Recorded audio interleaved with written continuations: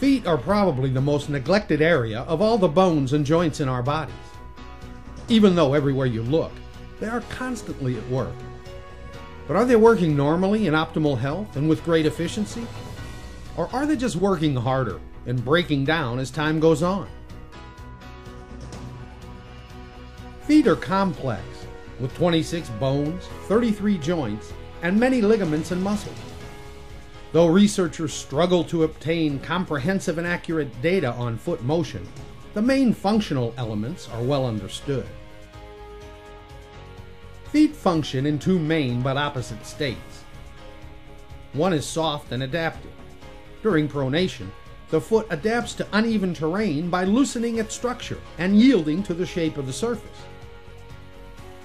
This was probably an important function a long time ago, when we walked barefoot on the ground.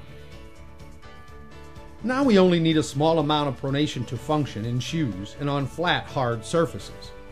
The second state is more rigid, also known as supination. The foot must regain a firm, functional arch to become an efficiently rigid mechanical lever for forward progression. Both of these states are determined by the height of the main arch of the foot. A flattened arch with pronation gives adaptation or a loosening of foot structure. A raised arch with supination gives the foot rigidity and stability. Most people have too much pronation and flexibility, some in childhood and some as they age. This is what one would expect, considering the combined effects of gravity, increasing body weight, sedentary living, and the concrete floors of modern life. The ligaments under the arch become overstretched and slack. The muscles are either too weak or develop overuse conditions, such as tendinitis. Over time, the arches just keep getting flattened, closer and closer to the ground. And the lower they go, the less likely they are coming back up. Just as you might expect, things fall down, not up. A foot with too much pronation and arch flattening must compensate for the lack of a good arch in a number of different ways. One thing all these ways have in common, however, is that they all lead to deformity, pain, or both. You might have heard that a bunion comes from wearing tight, pointed shoes, but the truth is, it comes from a fallen arch. So the question facing most foot health specialists when evaluating their patient's problem feet is, what is the best way to bring the arch back and regain healthy foot function? Since normal function is the key to pain-free bone and joint health. And how do we prevent all the surgery that becomes necessary at some point if we do nothing? Most foot health specialists recommend a good functional biomechanical orthotic for help. But the many different kinds of orthotics and their various claims of results can be confusing. Many specialists have also been discouraged by the lack of results achieved for their patients. If we look at the orthotics of the past versus the new technology available today, though, we can see why foot health specialists are now enthusiastic about using orthotics to avoid the full range of foot, knee, hip, and low back problems that come from flattened arches. What most people do not realize is that the vast majority of devices sold as so-called custom orthotics are stock items stamped out of a mold that have no resemblance to the unique three-dimensional shape of your feet. But just look at 10 people standing barefoot and you will see 10 different sizes and foot shapes. All feet are different, therefore the orthotic needs to match those differences. Most importantly, a different arch height and three-dimensional shape for each foot is needed in order to get the right amount of correction that can make your feet function normally. The reality is that a truly custom orthotic costs a lot more to produce.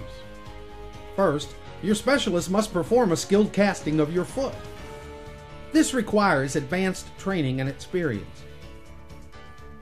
Many providers might have you simply walk across a pressure plate instead of taking a detailed cast. But there is no way that walking across a plate can capture the corrected three-dimensional posture of your unique foot that can only come from a good cast from trained hands. The pressure plates are popular, though, because the provider requires no skill or training and the patient likes the colored footprint display it makes on the computer. Companies that make orthotics love it too, because they can just stamp out another non-custom device at a much lower cost. All the one-dimensional pressure plate told them was the gross size of your foot. They have to guess at everything else. If you were to look at a flat-footed person standing first on the floor and then on one of these stamped-out typical flat orthotics, you would notice no change to the patient's foot posture. The arch would be just as flat, and therefore the foot would function the same with too much pronation.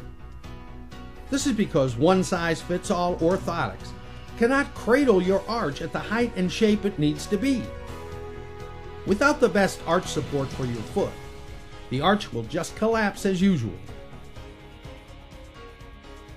A collapsed arch causes the foot to function abnormally when the heel leaves the ground. The foot is too flexible and cannot work efficiently. This abnormal function creates stresses and strains to joints and connective tissue that ultimately cause some of the most common pains and deformities afflicting the foot, leg, and spine.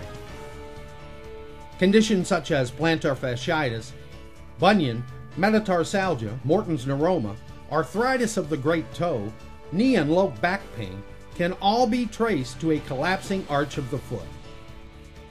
The new type of orthotic design uses mass posture as its goal of correction, using an insole that delivers full support to the arch. The foot is cast in this superior corrective position on the floor, which captures the optimal amount of natural arch easily obtained by your foot.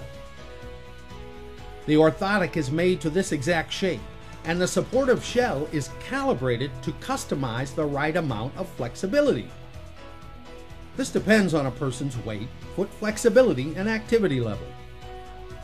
The goal is to allow enough flex for functional pronation and comfort, yet enough stiffness to maintain arch height for normal function. Look at the same foot that collapsed with generic support, now with its arch restored by a custom pair of sole supports, which are made according to mass theory and design. The arches are back, the heels look straight, and the knees are further apart, facing forward. Recent research performed at Georgia State University and McMaster University has begun to confirm the superior biomechanical results predicted by mass theory, with more research currently underway. Sole supports are the only medical-grade orthotics made according to mass theory and design principles. Since 1992, we have been able to retrain thousands of foot health specialists in this new technology, since many care providers have been frustrated by the lack of results with traditional orthotics. In order to meet the challenge of this higher level of care, Sole Supports has had to redefine what it means to create a truly custom device for each and every person. We call it Custom to the Fourth Power, because we deliver a custom solution to the 4 critical areas affected by foot orthotics. 1. A custom posture correction for each foot to regain function. 2. A custom posture correction for each leg and the lower back. 3. A custom pressure distribution across the bottom of each foot to minimize hot spots and rubbing on the skin. And 4. A custom calibrated amount of arch support that factors in body weight and activity levels. Many foot care providers have been certified in this exciting new foot correction science and have the expertise to evaluate your feet to determine if Sole Supports may be helpful for you. Take advantage of this new technology today and discover how wonderful it is to have feet that feel great and work right, now and for the rest of your life. Visit us at www.solesupports.com for more information and education on the most common foot disorders. You can also search for a certified Sole Supports provider near you. Thanks for watching.